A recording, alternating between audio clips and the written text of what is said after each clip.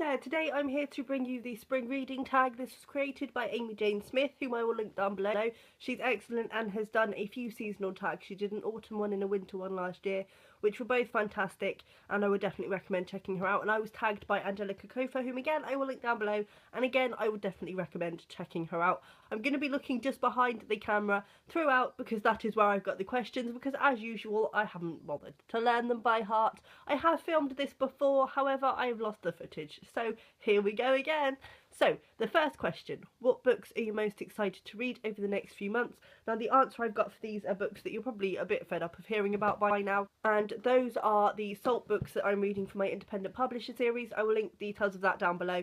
So I've got The Birth Machine by Elizabeth Baines, the British Short Stories 2016 edited by Nicholas Royal, and The Knife Drawer by Patricia Tarrant, all published by Salt. I'm very excited to get to every single one of them, and I will be reading those in the next few months. I picked those because they're the books I know for sure I'm reading.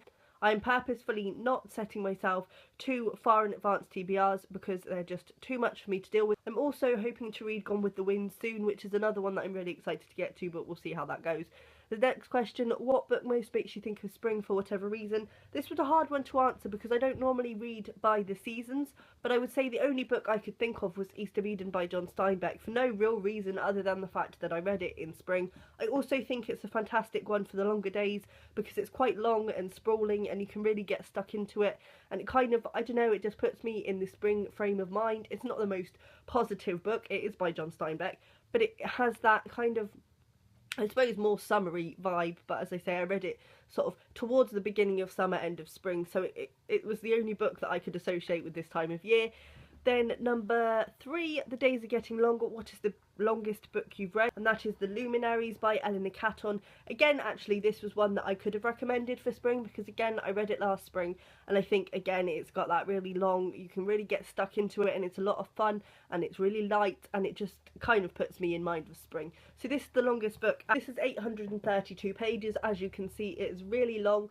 I would say it's well worth the read if you haven't read it. It's a lot of fun. Number 4, what books would you recommend to brighten someone's day? Now I have a shameful admission. I was looking through my shelves for a book that I could point out for this question, and I realised just how depressing my reading is because there was only one book that I could actually think of that had a positive vibe about it, and that is The Girl That Circumnavigated Fairyland in the Ship of Her Own Making by Catherine M. Valente. This is the first in the Fairyland series. I have yet to get to the others still.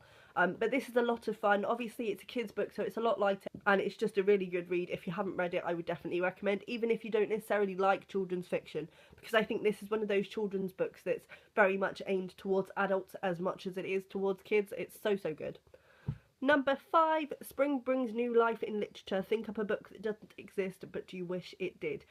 I wasn't sure about this one, but the only thing I could think is that I would like a book that is written by both Jeanette Winterson and Ali Smith, for the reasons that they are both my favourites. They know each other in real life and I think they're quite friendly. Also, I think there's quite a similar theme going through their writing. I certainly associate them together. I don't know whether that's because I came across them together, but I think they're sort of similar age range, similar types of people, and similar themes in their work, but I just think amalgamation of the two of them would be really good, and I think they would work fantastically together. I think they would really bring out the strengths in each other's stories, so maybe a short story collection that's written half and half by the two of them or something like that would be really good. Number 6, spring is also a time of growth. How has your reading changed over the years? My reading has changed drastically, predominantly since I started BookTube. I think a lot of us could probably say that, but when I started out I did do a video about my favourite books, which I will not link because it is just not relevant anymore. And last year I remade that video and the difference was astonishing. So whereas before I very much read sort of mainstream books or books purely for entertainment, I read for escapism, now I kind of read to get a whole new perspective on the world. I read literary fiction to also improve my writing, and because I love poetical language, whereas before I really kind of avoided literary fiction. I thought it was quite dull. Now I really enjoy a slow, well-written read. I kind of avoid mainstream genre literature. I avoid books that are purely for entertainment purposes. So it has changed a lot, but I'm really glad. It's definitely for the better. Number 7, a couple of months into the new year, how is your reading going? It's not going too bad. It could be better, but I'm quite happy with where I'm at, and I think it's definitely picking up pace as the year's going on. I think I'm probably going to read less books this year than I did last year, purely because that's where I'm at in my life. But as I say, it's not going too badly, and I'm not putting too much pressure on myself this year. And the final question, number 8, any plans you're looking forward to over the next few months? There are a lot of exciting things coming up in my life. This Sunday, after this goes up, I will be on the radio. It is Wandsworth Radio. It is a recording of me reading one of my stories, What a Mood Killer a Heart Can Be. And if you want to know more about that, head over to my Twitter closer to the time and I will be tweeting about it. So that's very exciting. I also have a publication coming up in April in Prole Literary Magazine, whom I will link down below. So that's also very exciting. And I'm going on my first holiday in about 8 years at the beginning of June with my partner. I'm really excited. I've never been away with a partner before, so I'm very excited about that, but also about getting out of the country. We're going to Malta, so I think it's going to be really lovely, and I can't wait for that. So yeah, lots of things coming up that I'm very excited about.